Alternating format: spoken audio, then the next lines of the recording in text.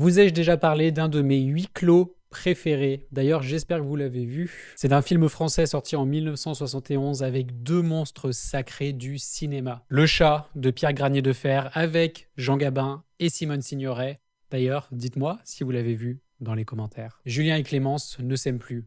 Le quotidien semble avoir pris totalement le dessus sur leurs sentiments et sur leurs relations. Julien, c'est un ouvrier à la retraite et Clémence, une ancienne trapéziste. C'est un couple qui se déchire tellement qu'ils font en sorte de ne pas se croiser à l'extérieur. Ils ne vont jamais au même endroit, au même moment. Un jour, Julien va prendre un chat et reporter toute son affection sur lui, ce qui va créer une énorme vague de jalousie de la part de Clémence. Le contexte du film est important parce qu'il apporte beaucoup de poids à ce couple. On est en banlieue parisienne, une banlieue qui est en train d'être reconstruite. On est dans une ville à la fois qui se reconstruit, qui se détruit, qui repart sur de nouvelles bases. Et ce contexte urbain, c'est vraiment le miroir de la relation entre Julien et Clémence, cette démolition de ce couple qui se détruit sans se reconstruire dans une ville en pleine mutation, en plein changement, pendant qu'eux, ils stagnent car leur maison, elle reste intacte. Dans cette maison, le bonheur semble avoir clairement plié bagage et le duo entre Jean Gabin et Simone Signoret fonctionne très bien pour montrer tous les aspects plus douloureux de ce couple. Ils arrivent à retranscrire tout ça par la dualité de leur caractère, de leur personnalité. Ça fonctionne à merveille dans les rapports de force que ça crée et ça renforce le point de non-retour de cette relation. Et entre Julien et Clémence,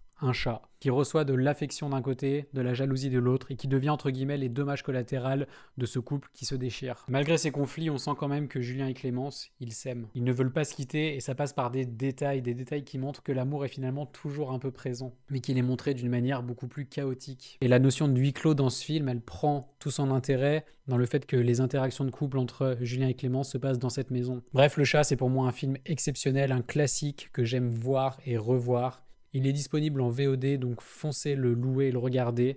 Et dites-moi ce que vous en avez pensé dans les commentaires.